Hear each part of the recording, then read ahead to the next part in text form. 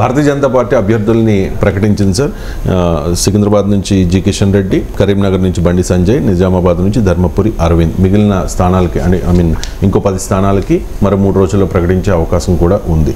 ఒకవైపు Bharatiya Janata party BRS పొత్తు కుదురుతుందేమో అనే ఊహాగానాల మధ్య మరి భారతీయ జనతా పార్టీ అభ్యర్థుల్ని ప్రకటించిందంటే పొత్తు లేనట్టేనా? భారతీయ జనతా పార్టీ ఎటువంటి సంకేతాలు ఇచ్చినట్టు?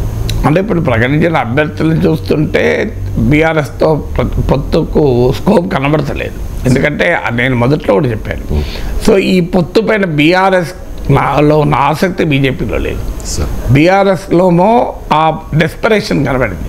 ఎందుకంటే వారికి ఈ పొత్తు వల్ల అదనంగా వచ్చే నష్టం ఏమీ లేదు.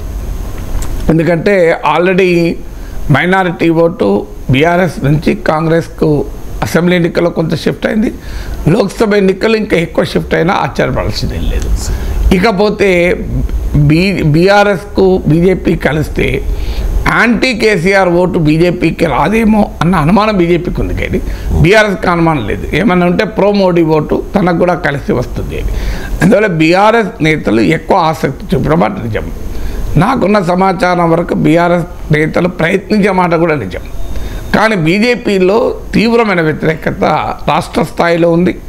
జాతీయ నాయకత్వం కూడా ఒక నిర్ణయం తీసుకోవటానికి రాష్ట్రంలో ఉన్నటువంటి బలమైన పార్టీ అంతర్గత అభిప్రాయం కీలకం. అసలు బండి సంజయ్ లాంటి వాళ్ళు బహుశా నేను పోటీ చేయను అనే పరిస్థితి.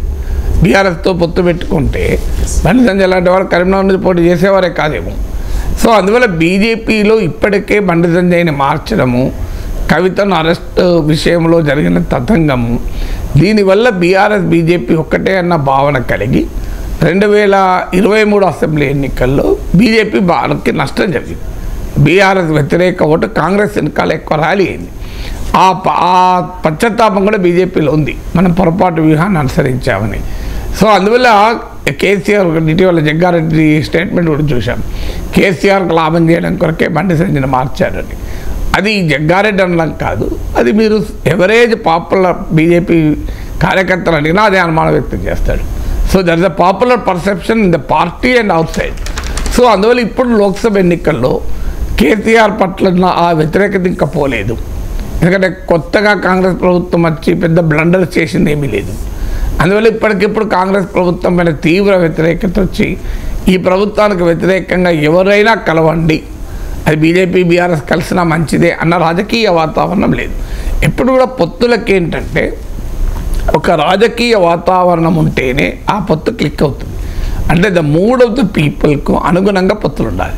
2004లో టీఆర్ఎస్ వామపక్షాలతో కాంగ్రెస్ పెట్టుకుంది పొత్తు, సక్సెస్ అయింది. కాంగ్రెస్ అధికారంలోకి వచ్చింది, టీఆర్ఎస్కు వామపక్షాలకు కూడా మెరుగైన సీట్లు వచ్చాయి. 2009లో చంద్రబాబు నాయుడు సేమ్ స్ట్రాటజీ చేశాడు. అంటే 2004లో టీఆర్ఎస్ వామపక్షాలతో పెట్టుకొని కాంగ్రెస్ గెలిచింది కనుక తాను కూడా టీఆర్ఎస్ వామపక్షాలతో పెట్టుకుంటే అధికారంలోకి వస్తారని టీఆర్ఎస్ వామపక్షాలతో పెట్టుకున్నారు. కానీ రాలే, జనం ప్రజలు అనుకూల తీర్పు చెప్పలే. మరి ఏంటి, కాంగ్రెస్ పార్టీ టీఆర్ఎస్ వామపక్షాలతో పెట్టుకుంటే గెలిచింది 2004లో. 2009లో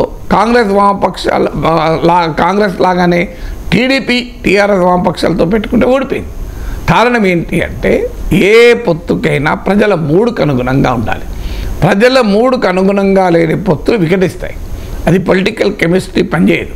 సో అందువల్ల బీఆర్ఎస్ బీజేపీ పొత్తు ఇప్పుడు ప్రజల మూడుకు అనుగుణమైన పొత్తు కాదు, ప్రజల మూడుకు విరుద్ధమైన పొత్తు అని బీజేపీలో బలమైన అభిప్రాయం ఉంది. అది నిజం కూడా. ఇప్పుడు కాంగ్రెస్ పార్టీ ఘోరాలు నేరాలు చేసి అసలు ఈ కాంగ్రెస్ పార్టీని తెలంగాణలో ఎట్లయినా ఓడించాలి, ఎవరినైనా కలిసినా మంచిదే అనే ప్రజల మూడు వచ్చింది అనుకోండి, అప్పుడు బీజేపీ బీఆర్ఎస్ కలిస్తే ఆహ్వానిస్తారు. ఇప్పుడున్న వాతావరణంలో ఆహ్వానించే పరిస్థితి లేదు. ఎందుకంటే 2023 నాటి పొలిటికల్ మూడ్లో ఈ 2.5 నెలల్లో పెద్దగా మారింది ఏమీ లేదు. అందువల్ల కాంగ్రెస్ పార్టీ ప్రభుత్వం పైన ప్రజల్లో ఆ రకమైన కోపం ఏమీ లేదు ఇప్పుడు.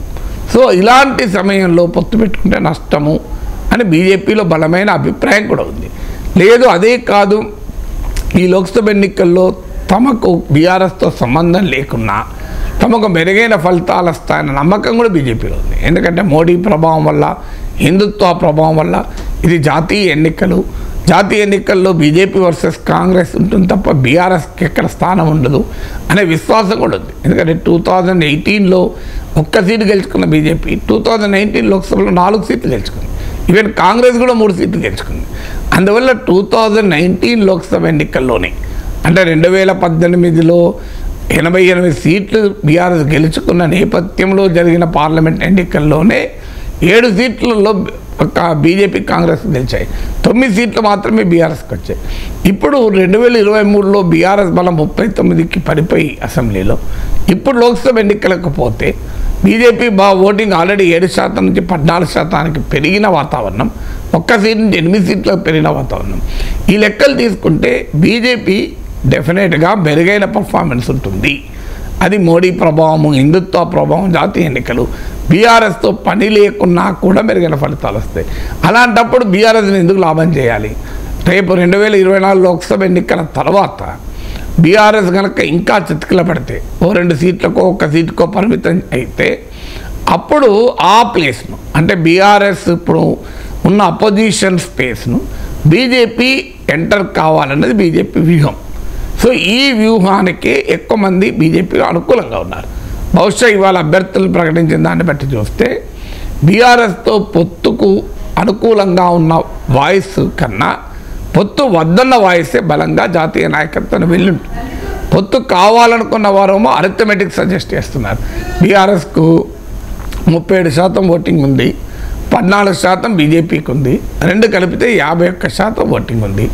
రెండింటికి కూడా ఇప్పుడు హైదరాబాద్ మహానగరం, ఉత్తర తెలంగాణ ఉంది. సో ఇక్కడ మొత్తం స్వీప్ చేయొచ్చు ఒకవేళ బీఆర్ఎస్ బీజేపీ కలిస్తే అని. సో అందువల్ల ఆ వాదన చేసేవారు కూడా ఉన్నారు. బీఆర్ఎస్తో పొత్తు ఇప్పుడు ఎన్నికలు మోడీని ప్రైమ్ మినిస్టర్ చేయడం కొరకు కదా, కేసీఆర్ ముఖ్యమంత్రి కాదా అనే అంశంపై కాదు కదా. అలాంటప్పుడు కేసీఆర్ అనుకూల వ్యతిరేక అంశాల ఆధారంగా ఓటింగ్ ఉండదు, మోడీ అనుకూల వ్యతిరేక అంశాల ఆధారంగా ఓటింగ్ ఉంటుంది. అందువల్ల బీఆర్ఎస్తో పొత్తు పెట్టుకుంటే జరిగే లాభమే ఎక్కువ నష్టం కన్నా అనే ఆర్గ్యుమెంట్ కూడా ఉంది. ఈ ఆర్గ్యుమెంట్ ఉంది, వ్యతిరేక ఆర్గ్యుమెంట్ కూడా ఉంది.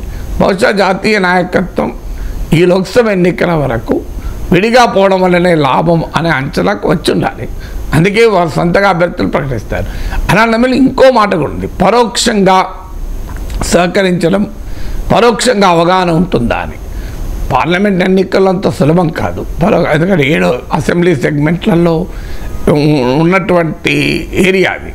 సో అక్కడ వ్యక్తులుగా ఒక అవగాహన ఉండొచ్చు. అంటే వారు ఇప్పుడు ఏదైనా ఎంపీ అభ్యర్థి రంగంలో ఉన్న వ్యక్తి పోటీ చేస్తున్నా ప్రచారం చేయక స్లోడౌన్ చేశారనుకోండి ప్రత్యర్థికి లాభం అవుతుంది. కానీ రాజకీయ పార్టీగా చేయడం కష్టమవుతుంది. ఎందుకంటే రేపు బీఆర్ఎస్కి ఎన్ని ఓట్లు వచ్చాయి అనేది కూడా క్రైటీరియా అవుతుంది. ఎన్ని గెలవడం ఓడడమే కాదు. సో ఎన్ని ఓట్లు వచ్చాయి అనేది కూడా క్రైటీరియా అవుతుంది. కనుక పరోక్షంగా పొత్తుకు అంత సులభమైతే అంశం కాదు. బట్ డెఫినెట్గా బీజేపీ బీఆర్ఎస్ల పొత్తు గురించి ఒక ప్రయత్నము బీఆర్ఎస్ వైపు నుంచి జరిగిన మాట నిజం. అందుకు బీజేపీలో ఉన్న బలమైన వ్యతిరేకత ఈ పొత్తు జరగకుండా ఉండే అవకాశాన్ని కారణం కావచ్చు.